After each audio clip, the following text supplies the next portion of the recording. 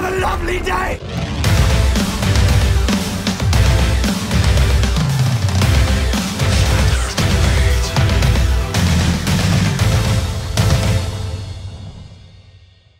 Welcome to Flat Earth Debate 1 year special edition.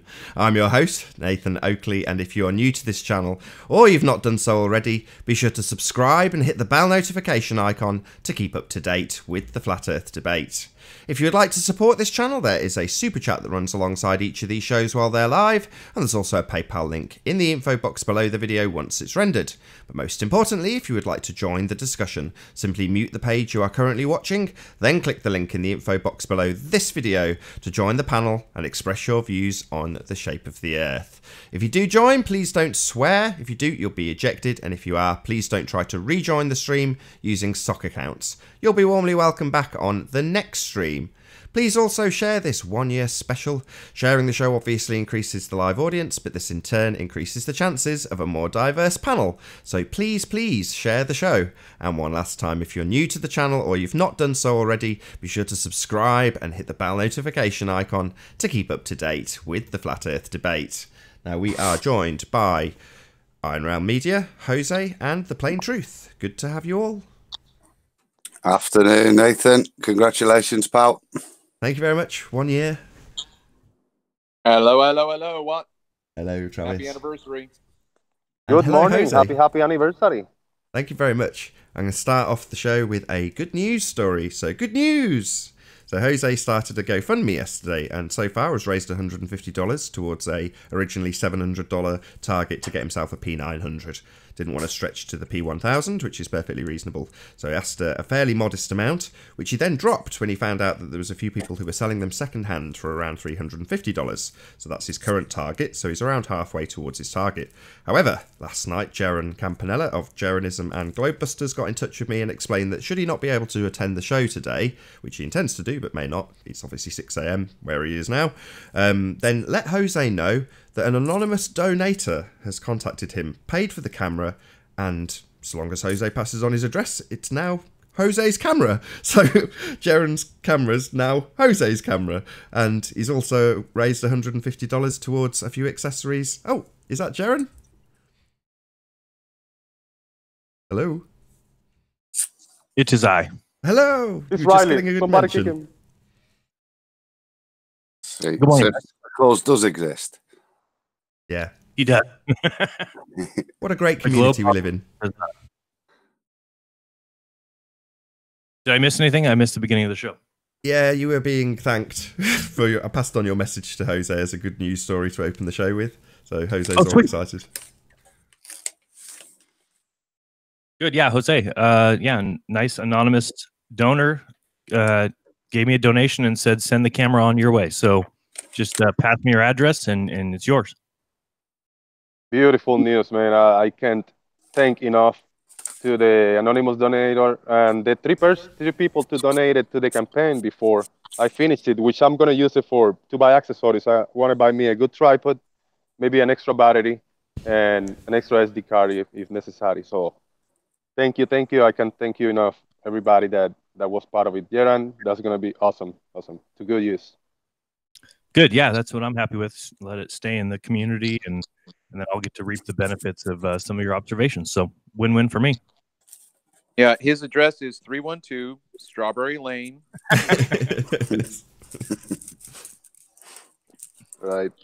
So you're replacing the camera, Jaron? Yeah, I actually have a P1000 already. How are you getting on with it? Do So far, so good. Yeah, so far I really like it. you find that the time it takes to zoom is a fair bit longer?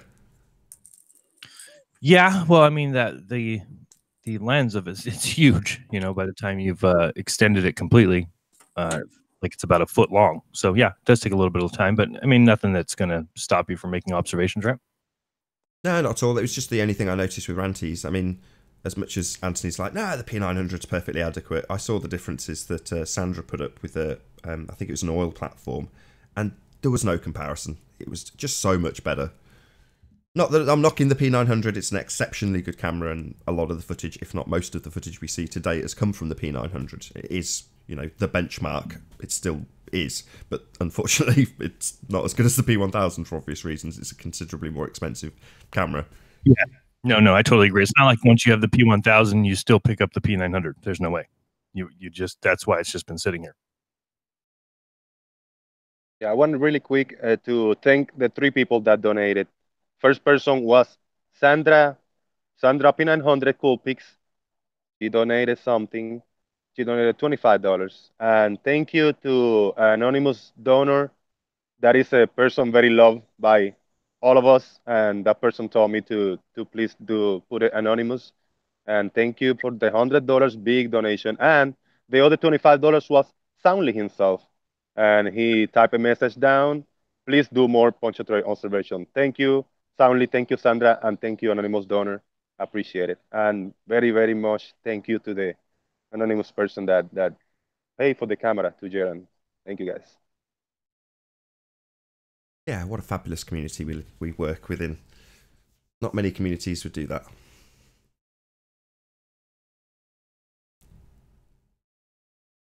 That said, I'm sure when Red Rhetoric was on the scene, didn't he have a GoFundMe for a crashed car or something of that nature? Yeah. I've seen a few kind of questionable ones in that corner. Yeah. Car insurance claim. And this is nothing fancy. I mean, I got a cheap camera right now. It's a Canon PowerShot. Older version is a 50 times zoom.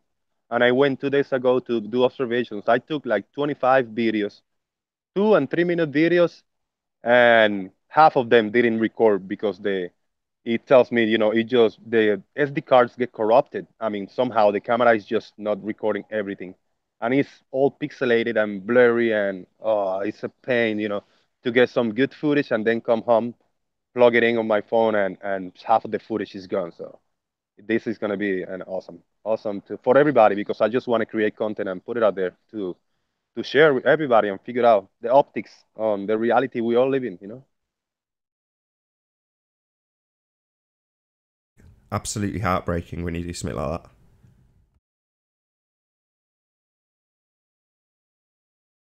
Unreliable cameras losing footage, just devastating. You get back and like, where the hell is it? Why didn't it record? I missed that moment.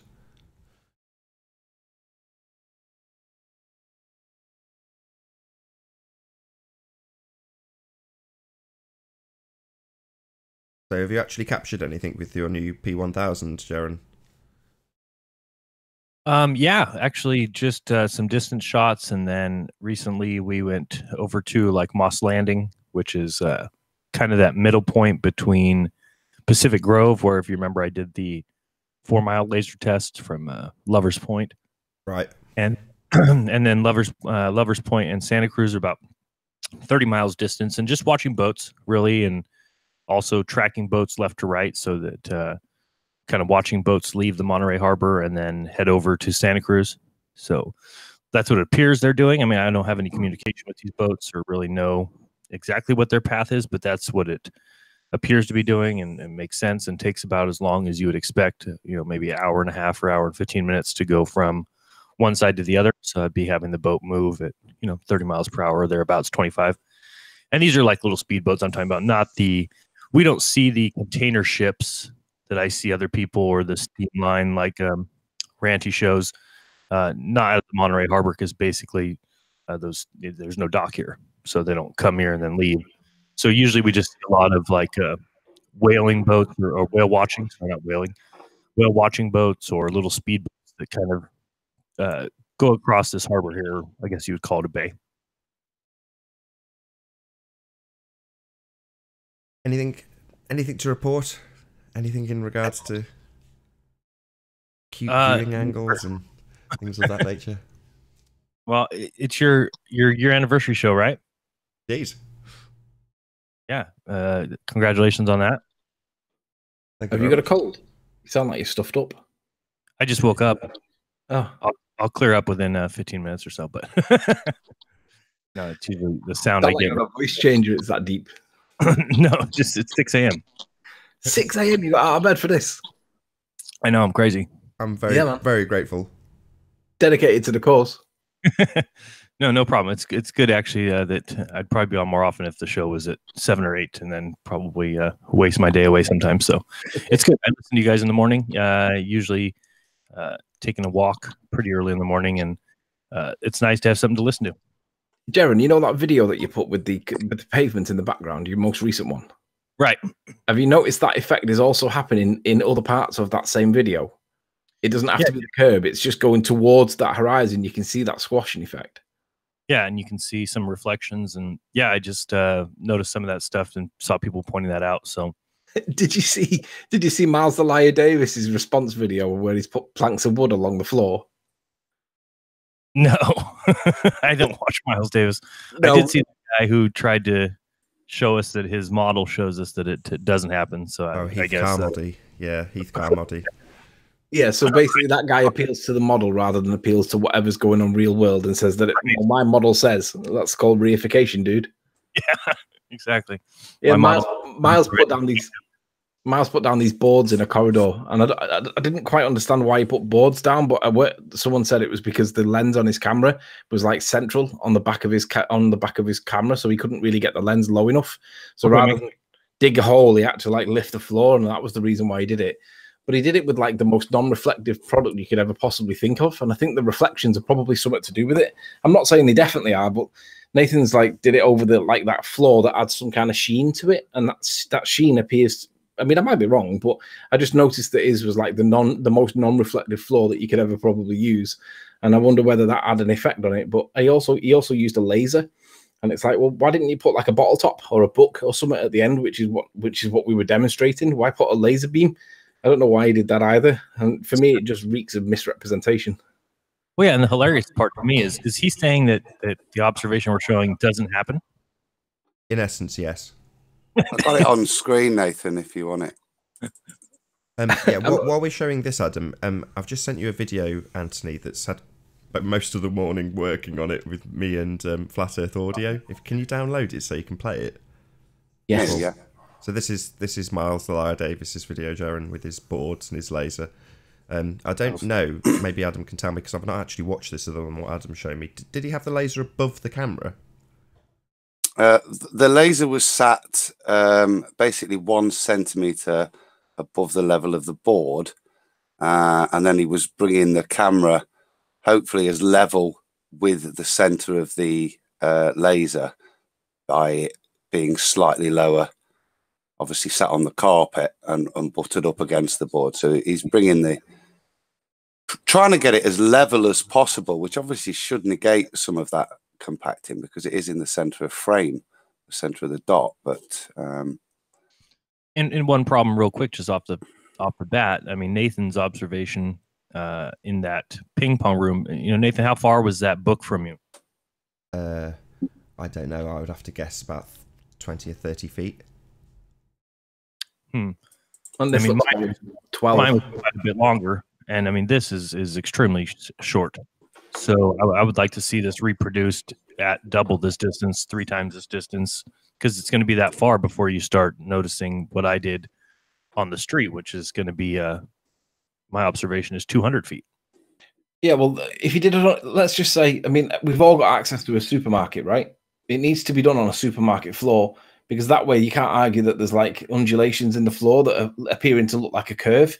Because M. Scott Veach actually believes that Nathan's floor is curved. He thinks that he reckons it's convexly curved. And I'm like, don't be ridiculous. It's just, and I said to him, are you suggesting that because it goes against your view so much that you actually now believe that the floor's curved? I mean, come on, the floor's fundamentally going to be flat. But he actually said, yeah, he'd rather believe that the floor was convexly curved than accept that it was doing what we're saying it's doing. This is kind of the cool thing. Sit back and watch these guys scramble, knowing that what we're saying happens. I mean, so it's just kind of go ahead and fudge what you need to fudge and pretend what you need to pretend and set up what you need to set up until you wake up to reality. Hey, do you guys in the UK have Home Depots or Lowe's or Costco? Walmart. Well, I know everybody has Walmarts. They kind of run the world.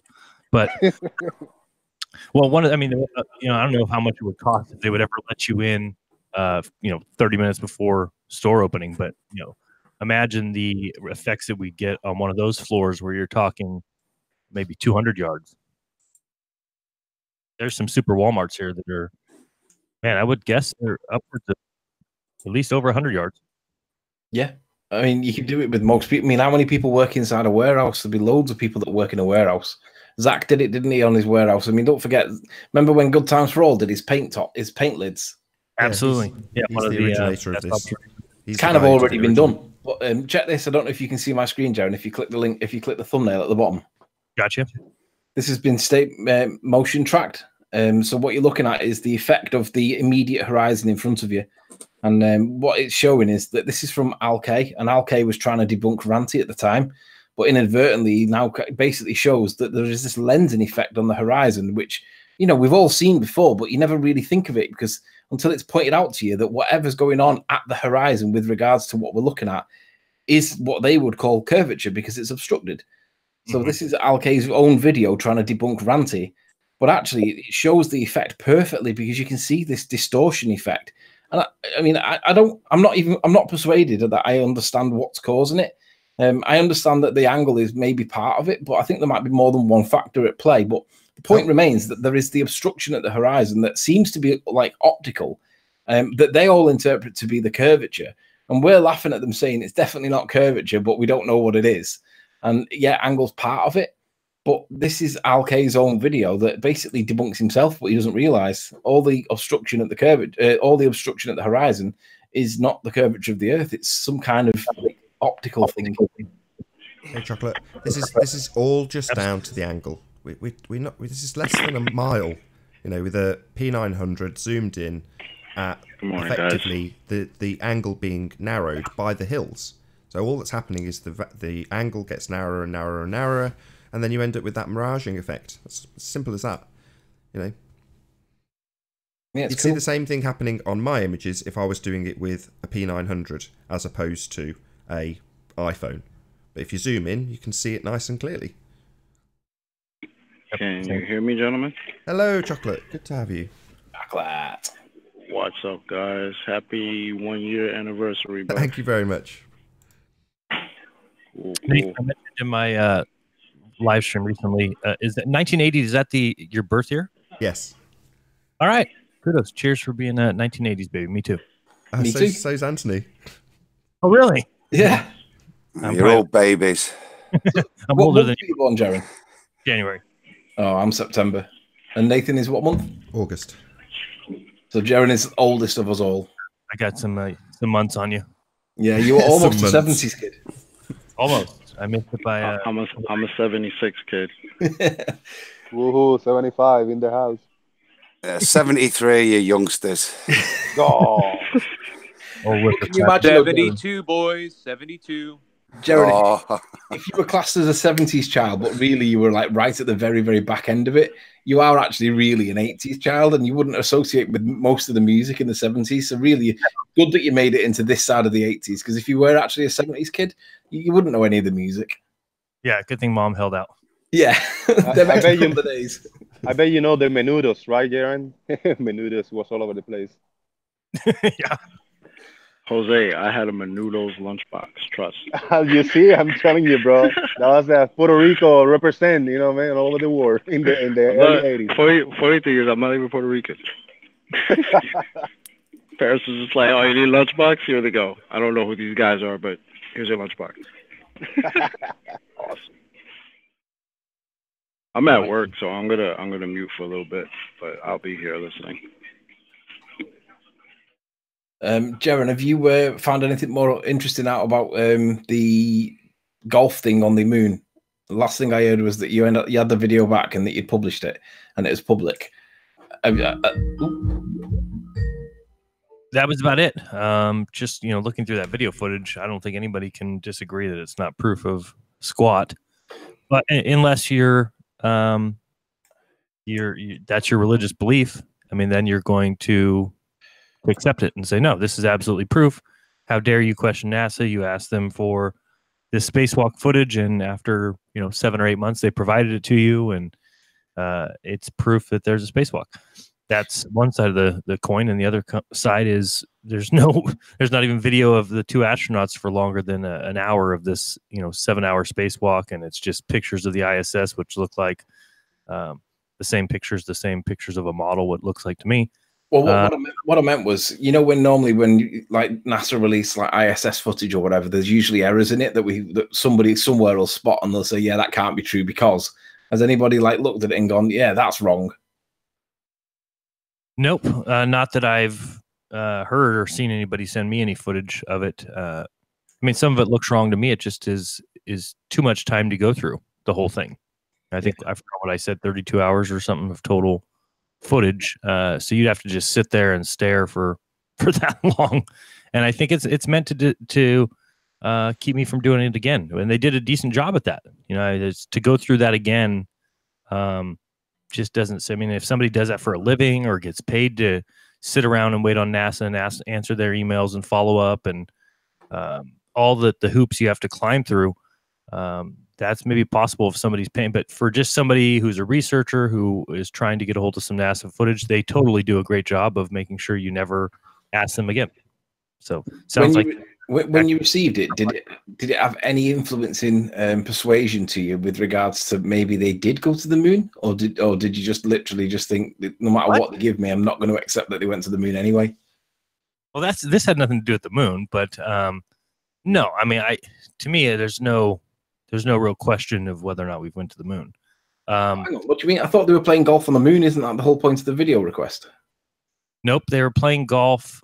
So the point of the video request is that I saw a little segment of basically a guy hitting a golf. Hey Warren, can you mute your watch page? Come on, Billy Wazzer, you know what to do. Mute your page before joining.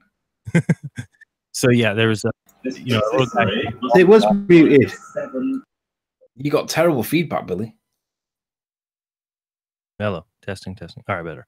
There was a guy hitting a golf ball off the what they call the porch, and it was a terrible looking swing and just terrible looking video. And so I said I just wanted to see more of that spacewalk. So when I went searching, all I could find was this minute or 2 minute segment, and I couldn't find anything else from that spacewalk. So I just started to kind of think like, why can't I? Usually I can find something, some upload from NASA or some upload on YouTube of a spacewalk, but this one I couldn't find it. It was only 2006. So that's why I started looking for it. And when I couldn't find it anywhere, archive.org, then I just said, well, I'm just going to do a Freedom of Information Act request for it. And it took them 8 months, which that alone should tell people a lot. You're talking about a spacewalk from 2006. I don't know why we're not digitally archiving these things where it could be gathered easily rather than taking 8 months and what ended up costing $1,400. So if I was just to play devil's advocate, if I was a baller and I said, well, come on, Jaron, you wrote to them and you asked them for it and they give it you, what more would you want? How would you respond? Well, I would respond with, why isn't it providing proof that the spacewalk took place? Why was I told that there would be audio included and there wasn't? Why was I told that there would be head cam footage from one of the astronauts and there wasn't? They did it. I mean, if you want to make excuses for NASA, which is what ballers do, then there's really no use in having conversations with those people anyway. No, I was talking to Chris Van Metre yesterday about his debate with Jesse Kozlowski, and I just said, the problem is that these guys will never see, and it's because they've taken their position. They obviously have a space religion, and they've taken that position. And then once you've kind of started to talk down, laugh at, or make fun of other people, that's going to prevent you from ever seeing the error of your ways. It's too easy. You're already in the majority. To change your mind would put you in the minority. I think that we're in a way different position. We're dying to see evidence that the Earth's a ball. Yeah. It'd be very easy for me to see evidence and just go, oh, finally, okay, you're right, and just become part of the majority. Well, that'd be easy. But the problem is we already believe that, and it's based on all of our thoughts about those beliefs that they had or that we formerly had. It makes us not believe it. Hey, Jaron, great to finally meet you. And I think it's great that you have paid for this release of data. really good work. Yeah, thanks. No, it was a GoFundMe for the most part. As soon as I heard the price of that, I said, no, I'm not going to pay that. And then as we said that on Globebusters, there was an immediate like $600 donation, and somebody said, no, go get the footage. And so we started to GoFundMe for the other half, and that was earned within a month. So yeah, it was everybody in the community, and it was some hoops to jump through. I think it kind of forced their hand. I know personally, I think that they may have created it on the spot or needed to. There's nothing about it that tells me this is the same two astronauts that hit the ball from the. Alrighty. Yeah, great. And I've gotten some Apollo 14 photos from eBay that NASA doesn't have online, and I've been scanning them, and we're almost done, and all of these scans will be published online, and they are already, but we're almost finished. But NASA doesn't have them online. I asked them several months ago if they are going to put these Apollo 14 photos online, but they haven't replied yet. So yeah, it's really awesome that. Very interesting. You got this from eBay, you said? Yeah. Wow. That's fine. I can actually show some photos if you want of the prints. They are 20 by 24 inch darkroom prints made in the 70s or something of Apollo 14 photos. And they aren't, well, they are online, but in a very low resolution, something like 20 something like 200 by 200. And our scans are about 300 megapixels, so much better than what NASA has put online. Very cool. Could you say Yo, quick show hello? some. You're gonna show some, Apollo? Sorry, Jose. Just want to say a quick hello to the other guest that we didn't say. Hi, Apollo. I didn't introduce you. My bad. Hi, Eric. How you doing? Good. Cheers, guys. How's it going? Very well. Good to have you. Thanks. Yeah, show them by all means, Apollo. If you're willing, I'll have a look. By all means. It's Apollo. Yeah, I haven't seen you in a while. Are you still a globe guy or what? Yeah. Yeah. Okay. Oh, I'll tell you what, Apollo. Whilst you're here, let's get Jaren to ask you a question about I don't know, Jaren. Ask him a question about why he supports the globe still, and let's see what his answer is. Just think of something on the spot. What would you know? Best question would be, give me your one reason. What's if you had to boil it down to one reason, one proof, one fact, one thing that you would tell somebody who says, do we live on a ball? And you say yes, obviously. So, what is the number one reason or number one proof of that?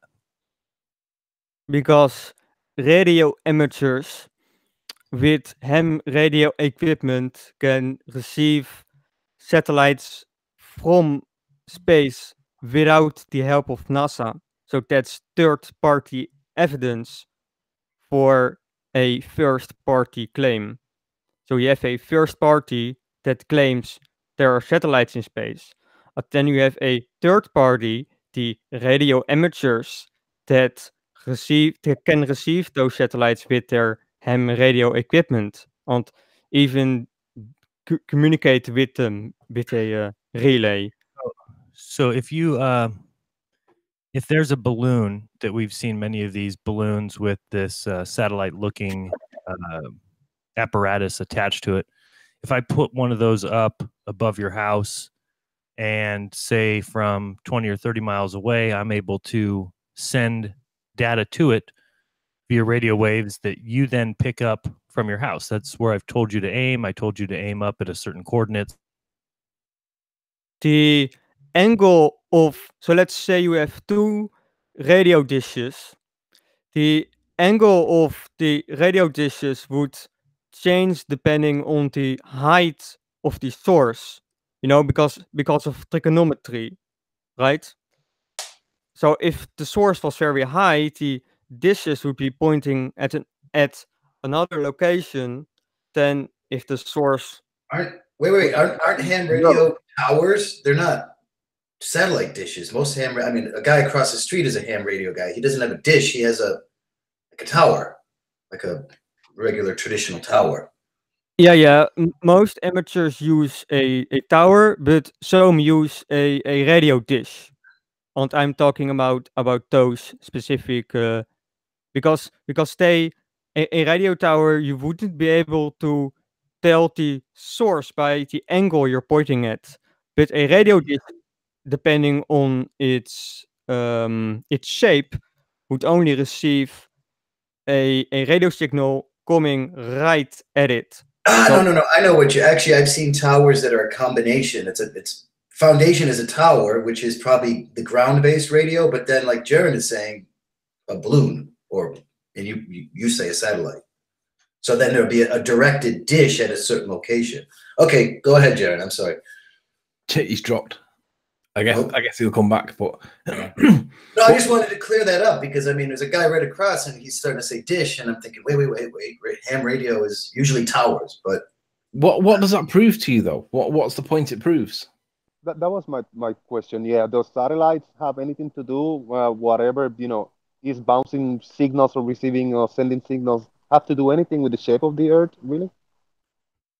I would say so, because the way we communicate with satellites, I don't think it works on a flat Earth, because satellites orbit, and you can't orbit a flat Earth because gravity doesn't exist.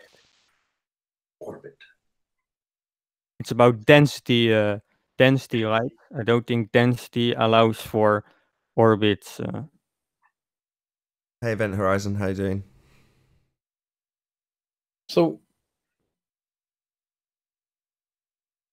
and we were talking about cameras, and yesterday I got a Nikon D610, a D610 full frame camera, and I'm using it now as a webcam. So you have a huge depth of field because it is a full frame camera. So they have a large depth of field, which I think gives me a pretty cool aesthetic. Yeah, nice camera. Okay. I don't know. It looks like it's one of Ranty's in and out of focus. Very nice. Sorry, What's going on? Hold on. So that's very nice camera, Apollo. Now, you mentioned a couple of times in your description, I listened quite closely, about orbits in space. Now, outer space is an impossible medium, and this is where they say the satellites reside. So, in order for you to have outer space, we would need to see a demonstration of gas pressure being maintained without a container. So obviously we have gas pressure, we're breathing it, and the place that you say these satellites orbit the presupposed spherical Earth is outer space, a vacuum. So how would you square that circle? I'm working on it. I'm talking with someone who has a vacuum chamber for work, and I've asked him if he can use, how do you call it, this peroxide, this heavy gas that's heavier than air, so it sinks, and it gives you a very heavy voice. So this guy's interested in doing an experiment. Maybe I can draw it on. But your experiment is a chamber. So I don't know what that's going to prove. So let's call the chamber a container. Right. Well, I mean, I have been using the wrong term. I should be using observation, not experiment. Well, because we need to see how a vacuum can exist. A vacuum also needs a chamber. There needs to be a separation between a pressure system and a vacuum. I mean, again, you're going to do an experiment in a chamber. So how about I draw it on my screen, on just with Windows Paint? How about I do that? I'd like to see your experiment that didn't use all your whatever without using a container, right? Yeah, I mean, so we have to create a vacuum. But so the chamber is So I was thinking about this. Yeah, that's our point, dude. You have to make the vacuum. No. Right? Hold on, Anthony. Hold on. What he's saying is, in order to demonstrate that you can have gas pressure without a container, first you need a vacuum, so that you have something that they claim is analogous to space. And then within that chamber, what we need to see is something like, imagine, I don't know, a picture of Earth. So let's just bring up one for the audience. Like this. So this black bit, I know you can't see it in the Hangout, that's space, vacuum. And this bit is gas pressure, right? So what we need to see is some sort of ball inside that vacuum chamber holding on to its gas pressure. Nathan, I can help with that. I have some experiments that show that. Oh, really? Yeah. Okay, that's a bit of a shock. Give me a sec. I'll show. Here we go. Well, while Apollo's drawing his diagram, hopefully that'll buy Apollo a bit of time. Yeah. So if I show my screen now, and I'm sure if Apollo watches this, if he glances at this will make an awful lot of sense to him. You see my screen, Apollo? Yes. This is a little balloon with a bit of helium in it, and he puts it inside the vacuum chamber, and he sucks all the air out of it. So the balloon exists inside a vacuum chamber, and we know that that's pressurized because he put the pressure in it before he put it in, right? And as he sucked all the air out, it gained in size because the pressure was pushing out on the inside of the balloon. And basically, this could be Earth. Let's imagine that this is Earth existing in the vacuum of space, because the vacuum is there, right? So if we could change the color of this to blue, add a couple of fake clouds, and tell everybody that's where we live, then there's a membrane keeping the pressure in, right? Yes. How would you get a pressure to exist inside a vacuum chamber without a membrane? So how about I continue to draw my cool observation. Okay. So there are two ways we go. So this is the vacuum chamber, or a representation of the vacuum chamber. I don't think it actually looks like this. Lol. So how about we put how's it called again? Peroxide. Actually, let me.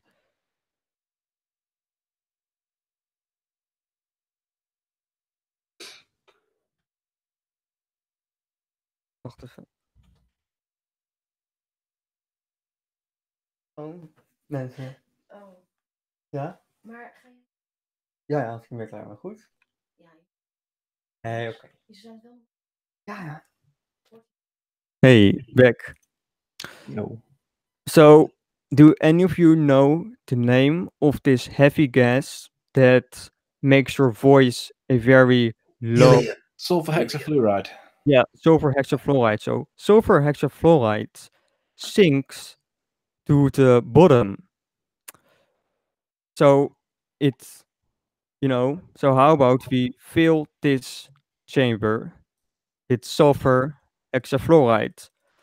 But this hexafluoride has a denser pressure than the surrounding air, right? Because it is heavier, it is denser, so it has a denser pressure than the...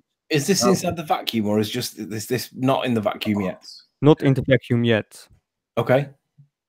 So, and then this is just normal air under normal atmospheric pressure. I think we can agree that because this is heavier, it has a greater density than the surrounding air. Agreed? Yeah. Yes. Okay, so how about we start sucking? So how about we put a balloon? How about we put a balloon right here, and we put a balloon of the same size next to each other, so we see both of the balloons have the same size at the beginning.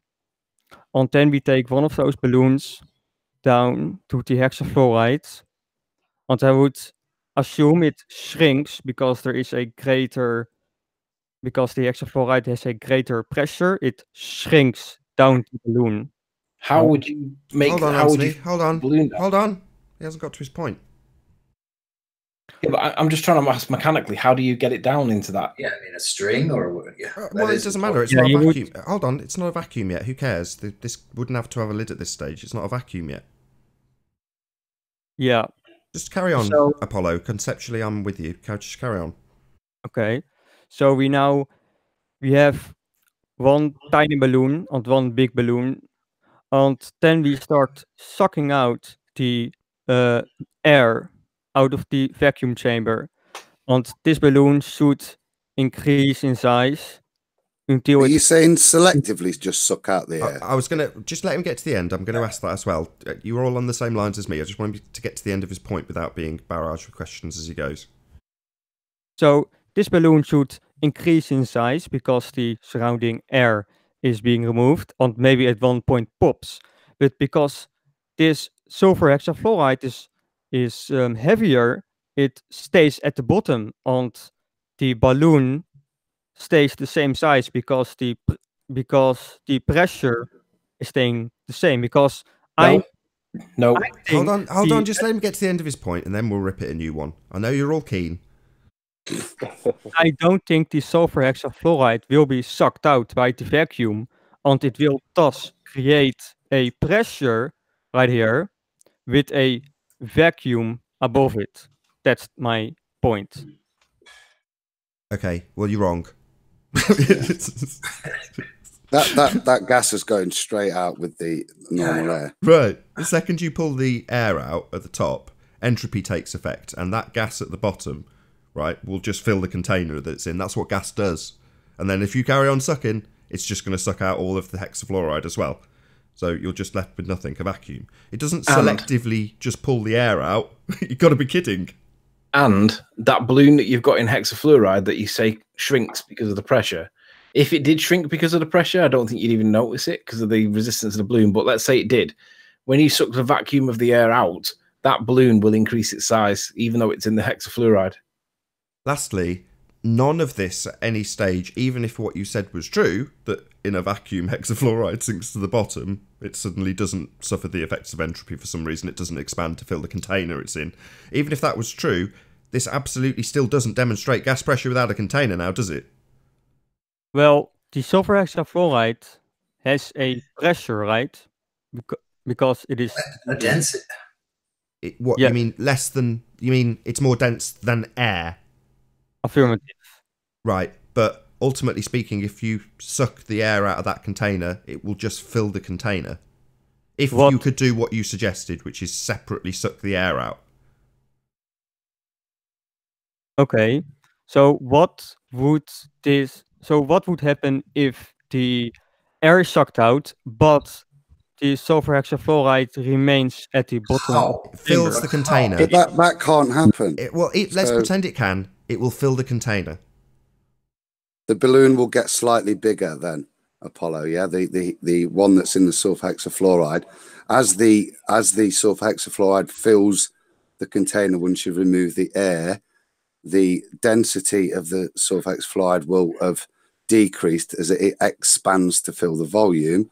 Therefore, there'll be less pressure on that balloon. Therefore, that small balloon will expand.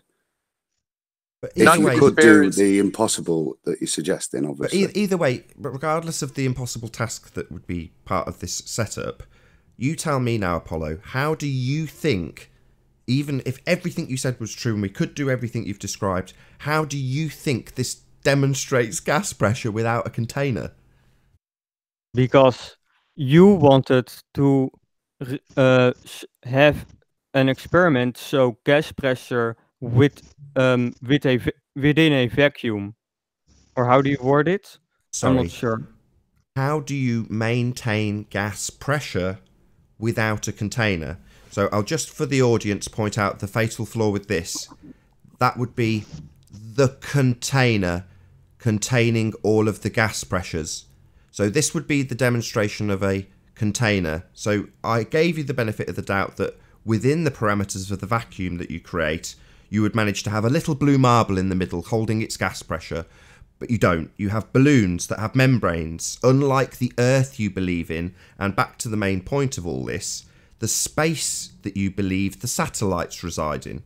So the gas pressure of space defies the second law of thermodynamics, it cannot exist.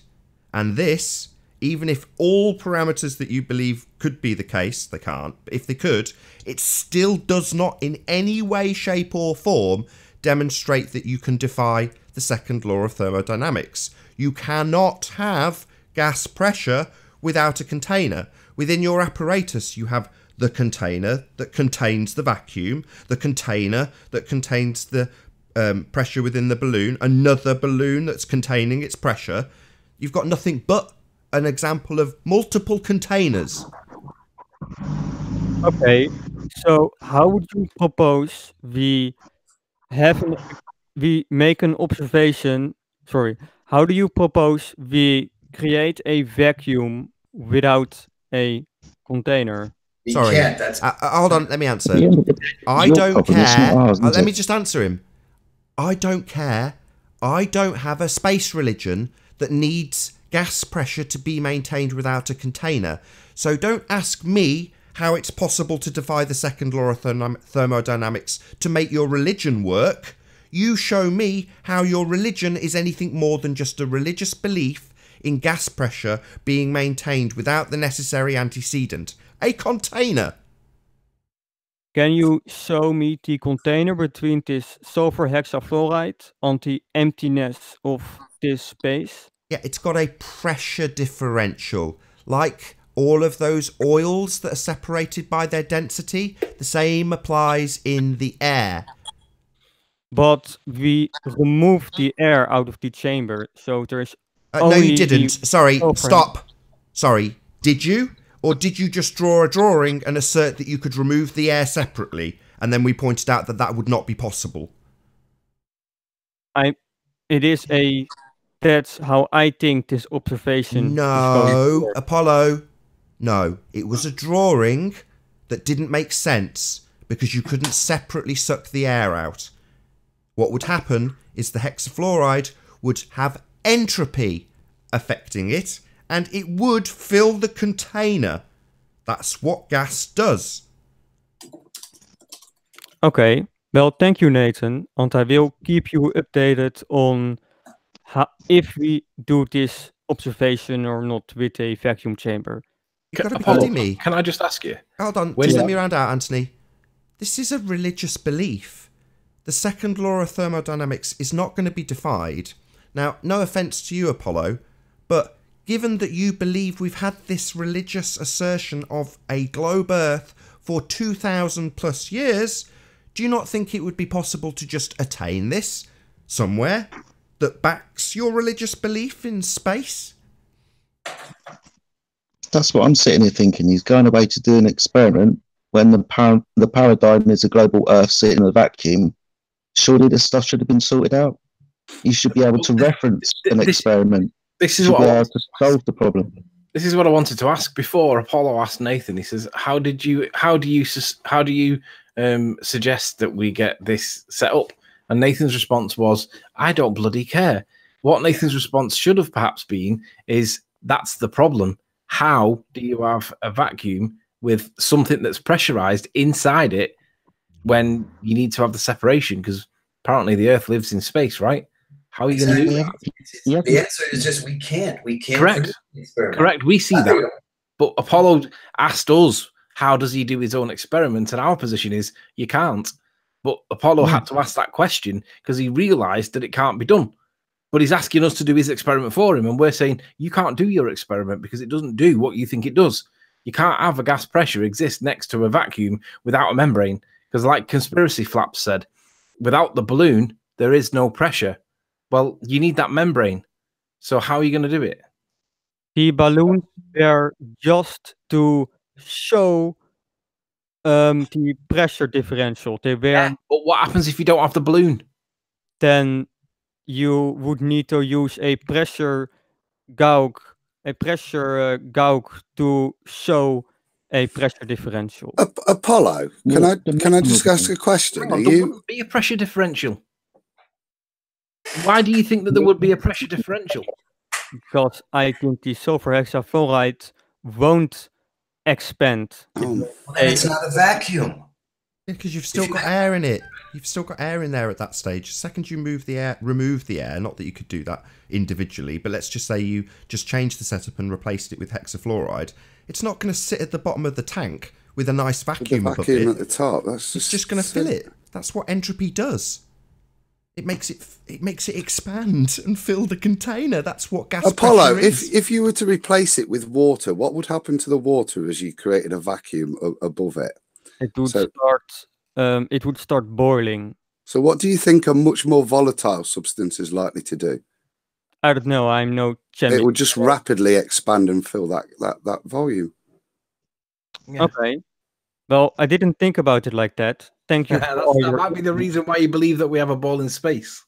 Well, I'm just working on this observation, and I think it would still be cool to see a chamber with this setup, just to see what happens. You know, if well, hang on. The problem is the sulfur hexafluoride is see-through. It's a see-through odorless gas that you wouldn't be able to see what the gas did anyway, because it wouldn't give you anything visual. You'd have to use a gas that had a color to it. Hold on. What we're asking to see isn't what you're demonstrating. What we want is the square box that you've got. You suck all the air out of it. Now imagine the balloon. It's a ball with gas inside it. Imagine that without the balloon. So you've just got this sphere of a gas floating around in a vacuum. Doesn't it sound farcical to assume that you could do that? That you could have a balloon inside a vacuum, pop the balloon, and rather than it filling the container, it would just stay there as a circle of gas, just happily floating around in the vacuum, defying the second law of thermodynamics, not filling its container. It's akin to saying inside the balloon, so you've got this balloon, inside it, there's another ball of gas pressure that's an inch by an inch in a 20 centimetre or 10 inch balloon. Inside that balloon, there's another ball of gas. It doesn't have anything containing it. It's just sitting inside, rattling around like a marble. Inside. Gas pressure inside gas pressure. Nonsense. You're never going to demonstrate it. You're never going to have a ball inside a vacuum chamber maintaining a gas pressure. Unless it's inside a membrane like a balloon. Second that balloon's removed, it just fills the container instantaneously. Okay. Well, I know my camera just did something. I'm no chemist, but I will put your input forward to the guy I'm working with. Or maybe we will figure something out. Any ideas? Yes, please show us when you fail. Yeah, you've got to show that you've got a vacuum, and then you've got to show that you've got a gas pressure in the middle of it somehow, without defying the law of entropy. I am a chemist, Apollo, hence why I was trying to explain that to you. Okay, I do think you guys were right, but I'm going through with this experiment. You know, big shout out to Retro Bill. But I just want to, if you think we're right. About what exactly? About not being able to maintain gas pressure without a container. Would you concede that we're right about that? It's not possible to defy the law of the second law of thermodynamics. You can't have a ball of gas in the middle of a vacuum. Would you agree? I was talking specifically about the sulfur hexafluoride dissipating when we remove the air. Okay, number one, we don't live in number one, we don't have a layer of sulfur hexafluoride. We just live in air. So let's just worry about the air for a minute. Let's pretend that you've got a gas chamber, a vacuum chamber. You suck all the air out, right? Now, again, I'm going to be magic, and I can reach my magic hand through the glass without it being affecting it in any way. And I'm going to place... I don't know how I'm going to do it, but I'm going to grab hold of some gas pressure in my hands, and I'm going to put it inside the vacuum chamber. Would you ever concede that it will stay as a little round ball that I've gathered up like a snowball of gas and put inside? Would you ever concede that you could just look inside it in this gas that happens to be pink, and you just see a pink circle of gas floating around in a vacuum chamber? Do you ever think that would ever be demonstrated? Not at a tiny scale, no. So, sorry, it doesn't matter about the scale. Let's not worry about scale. Can you ever envisage having a ball, let's say, hypothetically, because we can do this, we're just imagining things. I've got a vacuum chamber that's 1 million miles wide. Do you think I can put any gas that I've gathered up with my hands, crushed together like a snowball, and I put it in my 1 million mile wide vacuum chamber that's perched on the edge of Earth? Do you think that will just survive there?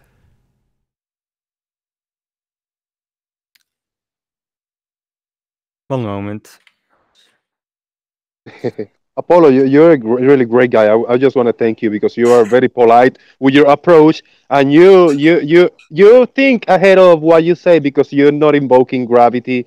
You don't invoke the science in the beginning, even though you're just calling an experiment. But I thank you for having this honest and humble approach. We're one step away from the Appreciate it. concluding point here. So hopefully you will concede that it is inconceivable, regardless of the size of vacuum chamber, to ever be able to ball up a bit of gas and put it in a circle or a sphere inside that vacuum chamber and have it just magically survive without dissipation. Would you concede that? Because if you don't, obviously, we can't move on. Not without invoking gravity. Sorry, gravity is a mathematical construct. Yeah. Well, sorry, so let's not invoke maths. Okay, that's not reality. So, do you think we could ever demonstrate that, regardless of the size of chamber, me balling up some gas, leaving it inside the vacuum chamber and have it surviving? Do you think that would ever happen? Do you think that could ever be demonstrated? Just gas? No. Right, so, like we assert, you can't have gas pressure without a container. Now, the Earth you believe you live in is that exact scenario, Apollo. No difference, 100% identical. We've got this tiny thing called the blue marble that is literally floating around in a 1 million mile gas chamber with no pressure in it. So the blue marble you think you live on, with satellites in that area we don't prove, we don't see, and we are told to believe in, and that defies the second law of thermodynamics, do you still believe that satellites reside in that outer space area that's an impossibility? Yes, because why we can would that be? them. It defies logic. We've just taken you over some considerable amount of time through the You logic. said yes, because why? Because we can. What did you say? Because we can receive those satellites with radio equipment. No. You've been given an alternative in terms of what they could be. Your assertion is that they fall around a ball Earth, and that ball Earth is sat in the vacuum of space. So the medium that these satellites are in is the vacuum of space that cannot exist because you can't have a gas pressure without a container. Okay, by your logic, you're right. So give me. So this is the point. Don't tell me. I know I'm right. You tell me why you take the step from I understand you can't have gas pressure in a vacuum without a container to my world is that. How do you take that? Where's your logic? Not maths. Logic. You specified a ball of just gas, but Earth isn't just gas. It's also mass, rock, and rock, wood, whatever. Yes. I'm not concerned about the rock. Yeah? I'm pretty sure I can put a stone in a vacuum chamber and it'll be fine. However, if I then say that, okay, I'll change my example just for you. So I get my little pebble and then I manage to squash gas to the pebble. Right? Getting a bit more ludicrous now, but I've managed to squash some gas and get it to stick to my pebble. Then I put my pebble in the vacuum of space. Will that pebble maintain its gas pressure on the outside edge in the vacuum of space because it's somehow been squashed to the pebble? Velcroed this gas chamber to the pebble. Don't know how that's going to happen. Maybe you can demonstrate that to me. Apollo, can I maybe give you a demonstration? Hold on. I want to hear an answer. Do you think that I can A, squash gas to a pebble, and B, because I've squashed gas to a pebble and velcroed a gas to a pebble, that will survive the vacuum of space without entropy taking effect? I would say no. Pebbles are way too small. Oh, sorry. So if I put a football in the gas chamber, and it's a football-sized rock. Let's say it's a house-sized rock. Can I shove my gas to it? Can I Velcro gas to a house-shaped rock so much so that it will sufficiently be able to maintain gas pressure in a container? Because the bigger the rock, the more likely it is to have gas Velcroed to it. No, still too small. You need. You would need. Sorry. Apollo, so let me get this straight. Can I give you an analogy? I could build a hangar-sized vacuum chamber, right? Put a house in it, and you're telling me that even though it's the size of a house or the size of a submarine, I still can't get gas pressure to Velcro to it. Nathan, you see where he's going. It's the same thing. The only way to do a real experiment to prove gravity was to bring Mars close to our Earth orbit. That's the only. So it's the planet. So there's no way to demonstrate this. And the only scale that we get to actually see it is the scale that we can't go and see at, because none of us are going to space to see your scale that does it. Presumably it'll do it at the scale of Earth, right, Apollo? So only at the scale that your religious belief kicks in, that you can't actually go and check this. So I can't do it with a house, I can't do it with a pebble, but you can do it with Earth, and I can't double check it. See, he said it. Exactly. Okay, so let me give you a planetary scale then, Apollo. Have you ever used a straw? Yes. Right, so you are, when you use a straw, how big? When you're sucking a liquid up through a straw, you're creating a vacuum. Now that vacuum, to pull the liquid up, is opposing your ball Earth gravity, yet the vacuum that your mouth is able to create is actually able to pull not only air but also liquid as well away from the gravitational pull of the Earth. Yeah, so don't you think a much more stronger vacuum than you sucking on a straw would liberate gas, a gas which is much further away from the center of the Earth as well, so a much weaker gravitational pull? Unless, of course, you've got the strongest suction straw, that's stronger than a vacuum of space. So there's a comparison for you against the Earth's gravity. You can beat it with a straw, mate. Good point. Good point. I didn't think about it like that yet. I did read something about a vacuum not actually sucking, but I don't know about that. So, good point. Apollo, can I ask you a question slightly off topic, because you threw out the term logic there? Are you familiar with inductive reasoning as opposed to reductive reasoning? No. English isn't my. I mean, no. Okay. No. Can I suggest you just reductive and inductive reasoning, because it's quite clear that you are stuck in inductive. You're making presuppositions. Like, I knew what you were doing with we needed the globes, we need the planetary scale. How convenient. So you just have to make the Apollo, you know, Isaac Newton, do you know what his position was with regards to this so-called gravity in space, with regards to planets and other things? No. Well, you know, Einstein basically replaced Newton's theories with relativity, right? And that's considered to be the current science. Well, I'm going to read to you what Isaac Newton's position was with regards to the concept that there may be gravitational forces between other planets. Quite lengthy. It's like a paragraph, but bear with me and I'll try and add it with the expression needed to make the point. It reads, I'll have to clear my voice. It says, it says, "'Tis inconceivable that inanimate brute matter should, without the mediation of something else which is not material, operate upon and affect the other matter without mutual contact. Additionally, that gravity should be innate, inherent, and essential to matter, so that only one body may act upon another at a distance through a vacuum without the mediation of anything else by and through which their own action or force may be conveyed from one to another, is to me so great an absurdity that I believe no man who has in philosophical matters any competent faculty of thinking can ever fall into it. And basically, he's using an old English prose that I struggle with and most people will struggle with. But what he's basically saying is that the idea of this force between planets and gravity is so ridiculous that anybody with any element of faculty of mind would not believe it at all.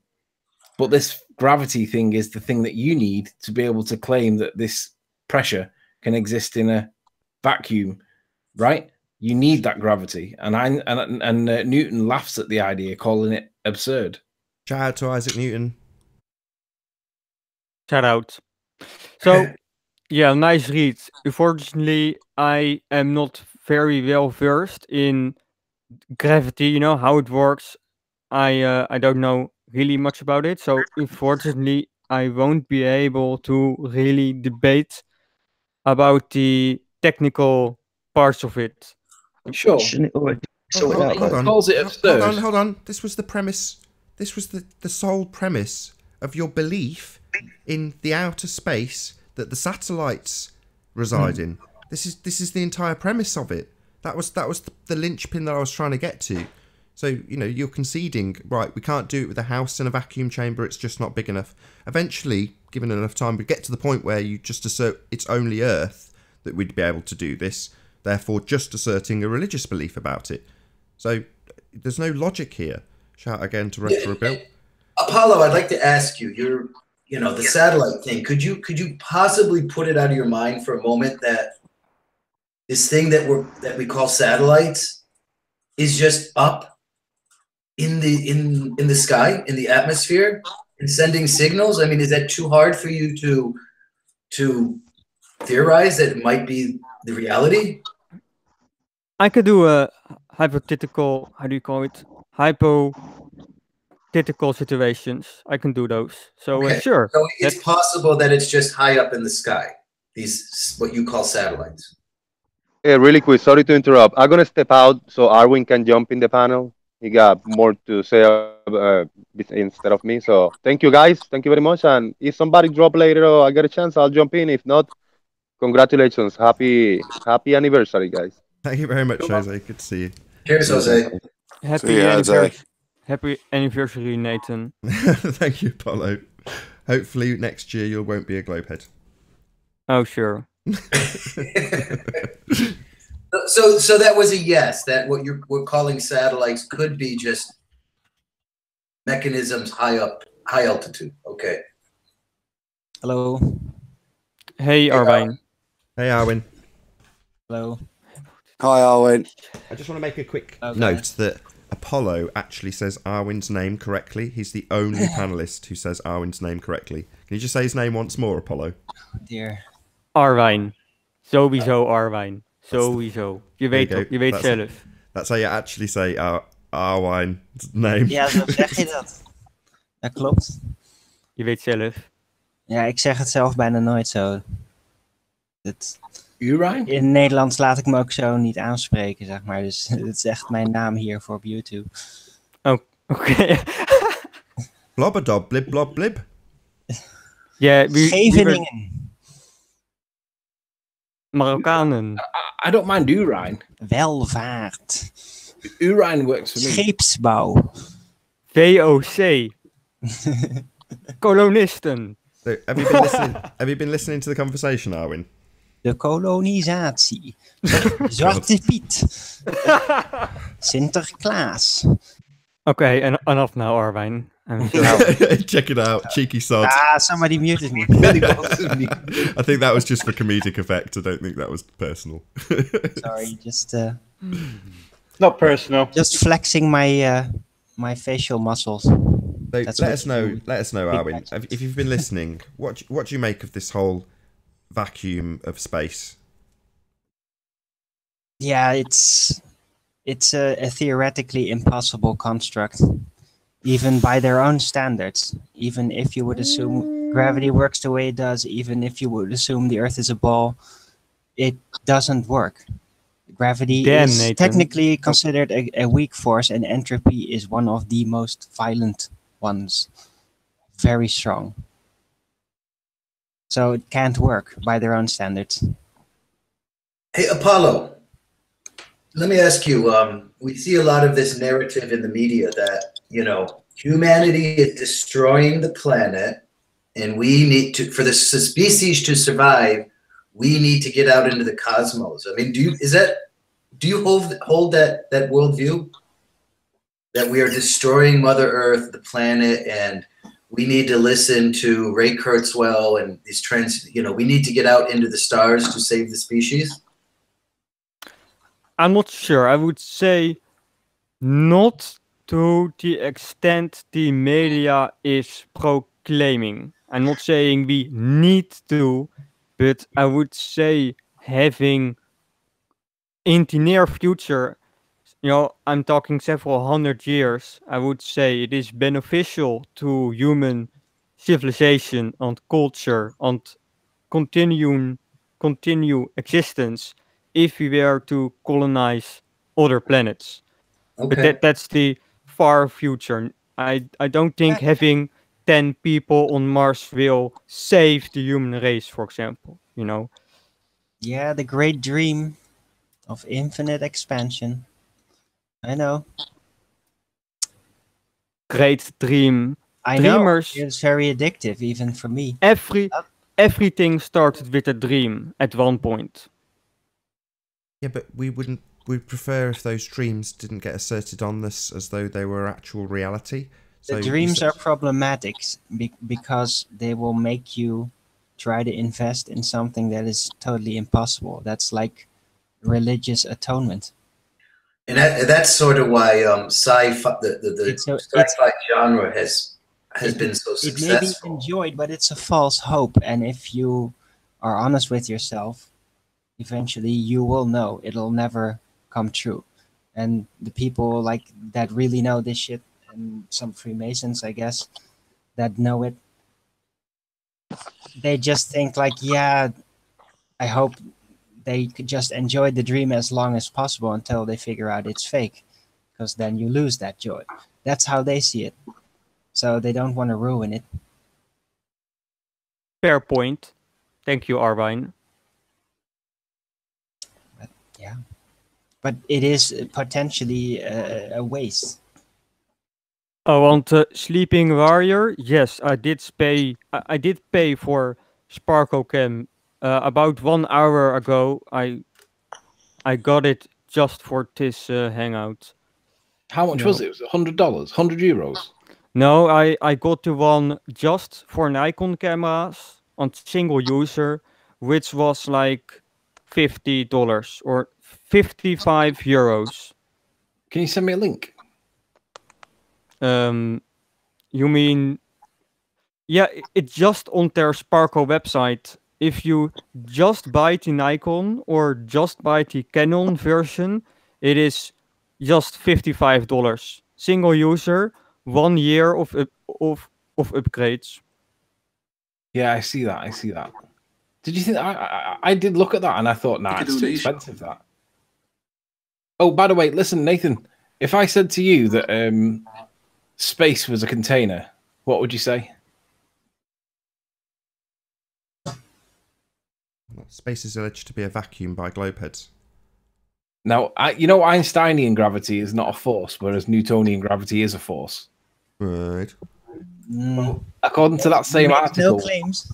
According to the same article that snaps the wand of Newtonian gravity, this is what it says. It says, I'll read it. It says, in short, Einstein's theory is non-local in a more subtle and insidious way, more than Newton's theory of gravity was. Newtonian gravity acted at a distance, but at least it operated within a framework of absolute space. Einsteinian gravity has no such element of wizardry. Its effects ripple through the universe at the speed of light, yet it demolishes the framework, violating locality in what was, for Einstein, its most basic sense, the stipulation that all things have a location. Now pay attention. General relativity confounds our intuitive pictures of space as a kind of container in which material objects reside and forces us to search for an entirely new conception of place. So they're now describing, according to Scientific American, that Einsteinian gravity relies on the container of space. Well, yeah, but it's all about relativity. It's in reference to your actual given position at any one time, so you can make the universe work from any position. Jaren did a video on this. Anyway, yeah, it doesn't matter. That's fine. Even if they want to argue that as being useful, in the same way as Apollo had a container to create the vacuum in the first place, I don't mind if you say, well, in our world, the outside edge is a container. It doesn't make any difference. Once you suck the air out of it, you have something analogous to a vacuum. Now you stick your marble with stuff crushed against it inside there and see if it maintains gas pressure without a container, within that vacuum. Forget that the outside of the vacuum has to be created. I'm fine with that. That's why I stopped you objecting to Apollo when it was like, hold on, I've got to create the vacuum in something, i.e. a container, and then we're going to try and create a gas pressure without a container inside that vacuum. Well, that's absolutely fine. It makes no difference to the example, but regardless of what they think the edge of space is, again, they're never going to prove it. I'm just going to play out this just so you can... Or view additional materials from hundreds of MIT courses. Visit MIT OpenCourseWare at ocw.mit.edu. All right, let's try another pretty simple process. Let's just take a gas in some volume, V, and over here is going to be vacuum of equal volume, and we're going to remove the barrier. You know what's going to happen spontaneously, right? The gas is going to fill the available volume once it becomes available, right? You know what's going to happen spontaneously, right? The gas is going to fill the available volume once it becomes available. And we're going to remove the barrier. The gas is going to fill the available volume.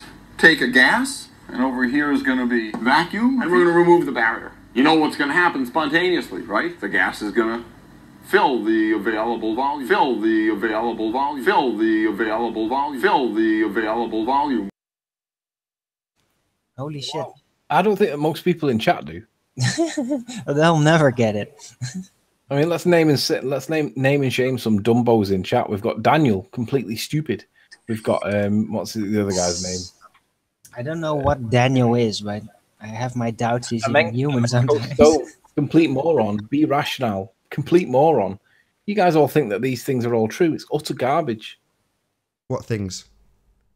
These concepts. The concept of Earth being a pressurized gas next to a vacuum. Yeah, these concepts they believe are true. It's the perfect definition of reification, guys. You guys believe that concepts are true. Keyword believe. Yeah. So that was Nathan. I played that because Unorthodox in the chat was like, why do you think that the second law of thermodynamics... Well, there you go. There's an MIT lecture on the second law specifically saying that you take a gas in a volume and you put it next to a vacuum and then you remove the barrier. And what do you know? It fills the available volume. That's what happens. So, unless you can demonstrate Earth, a little marble, inside a gas chamber, not filling the available volume, defying the second law of thermodynamics, then your space religion is bunk. Sorry, go ahead, Apollo. Nathan, I would like to congratulate you on your 1-year anniversary. I mean, already have, sorry. What am I doing? Oh, yeah. And I would also like to say you are doing a great job at creating a diverse panel for debates, because I'm going to let you in on a secret. I created and used to be the owner of the biggest flat earth Discord server on the planet. It was called the Flat Earth Society Discord server. We later changed the name to the Flat Earth Debate server, and we used to have 6,000 members registered, and we used to have 1,000 members online at any given point. So our chat rooms were filled with our microphone chat rooms were filled with a lot of people, and it was very difficult for I and my staff to keep it civilized. You know, when there are 50 people online, it's very difficult to keep people from insulting insulting each other because there are a lot of clashing of viewpoints. So I think you are doing a great job. Wow, thank you very much. You're probably the first to say it. I'm going to plug Betty's Discord server, as you've mentioned it. So, well, not mention Betty's, but mention Discord. So Betty's server is called Science versus Pseudoscience. I think it's got Flat Earth before. Flat Earth Science versus Pseudoscience. So that's Betty's Discord server. She's hoping to get a few more Flat Earthers in there, so it'd be nice to have a few more Flat Earthers in that particular server. I may pick it up and put a link in the info box once the video is rendered. So check out her server. Not that you're not welcome if you're a globehead, but she specifically said encourage Flat Earthers, so that's what I'm doing. Nathan, could you point to my server as well? Because I don't own it now. I transferred ownership because it was getting too much for me. But we are also looking for Flat Earthers because we have much more globe heads than Flat Earthers. So we are trying to get more Flat Earthers. Could I post an invitation link in the chat? Go ahead, and I'll stick it in the info box also. Sure, Yours let me is get massive, one for Betty's you. is very small. Are by there a lot of comparison, Dutch people on there? No, most of them,